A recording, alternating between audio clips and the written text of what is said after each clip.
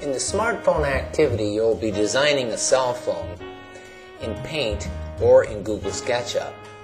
So go down to the Start menu, we're going to Paint, click All Programs, then go to Accessories, and find the Paint program.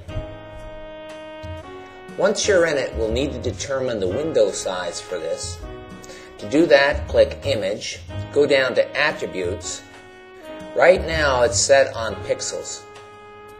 Let's make this in inches, and I'll make it 4 inches wide by 3 inches high.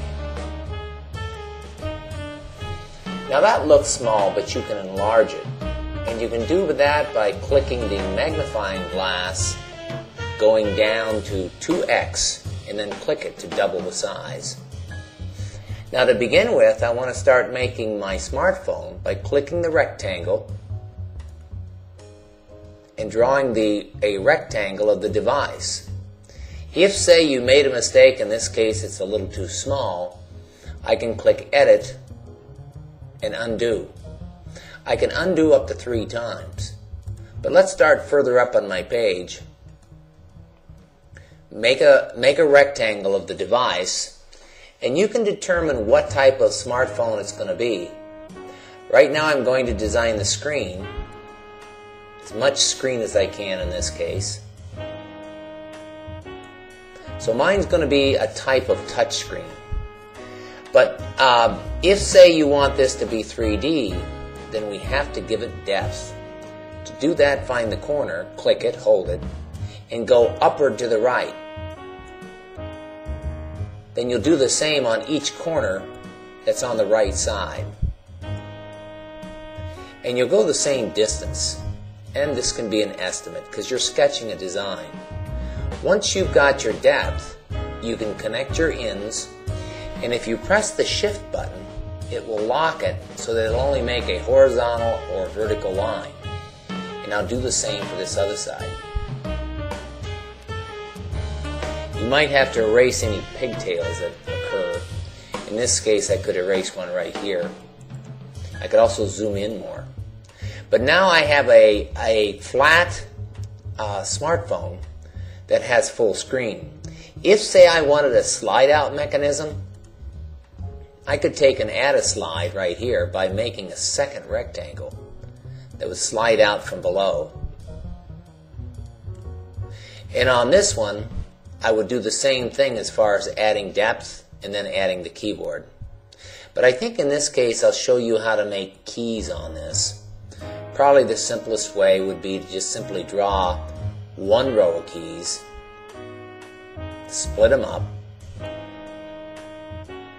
and then you can copy it and paste it on the other layers.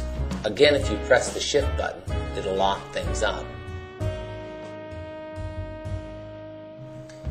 Now I've added a scene onto my smartphone, and I also redrew the back of it by copying the front and erasing it.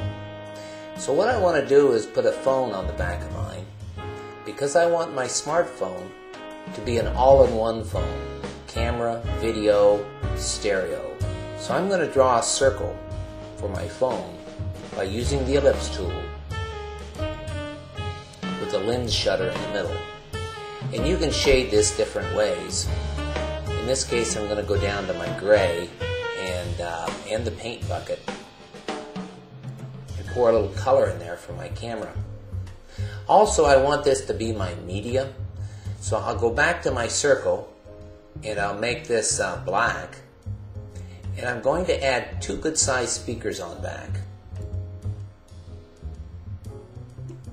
one in each corner. Try and make them as round as you can.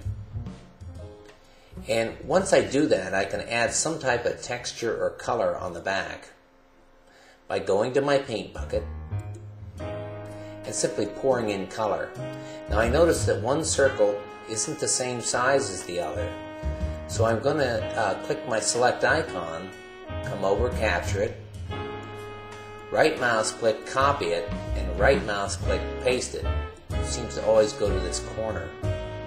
So I'll move that in place so I have stereo speakers that match. And that'll serve as the components for the back of my smartphone. If you're typing, you're going to need to zoom out to normal size.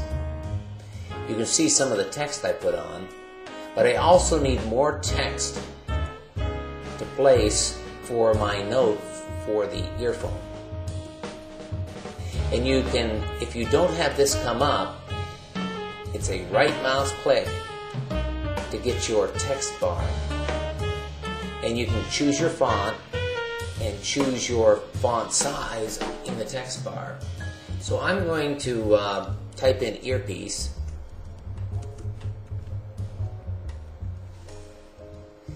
And if I want to move that down, I can press enter.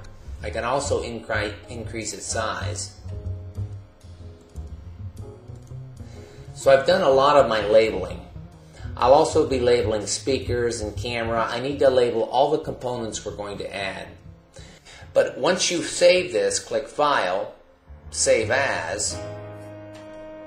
You'll need to find your folder on Desktop, find it, and then click it. And go down to your class folder, and then go down to your folder. Now we need to make this into a file that the web page can see. It can be a PNG if you're going to work on it some more. In this case, I'm going to make it 1, 2, or A2, because I already have an A1. And then I'll simply click Save. If it's my final copy, I can save it as a JPG format.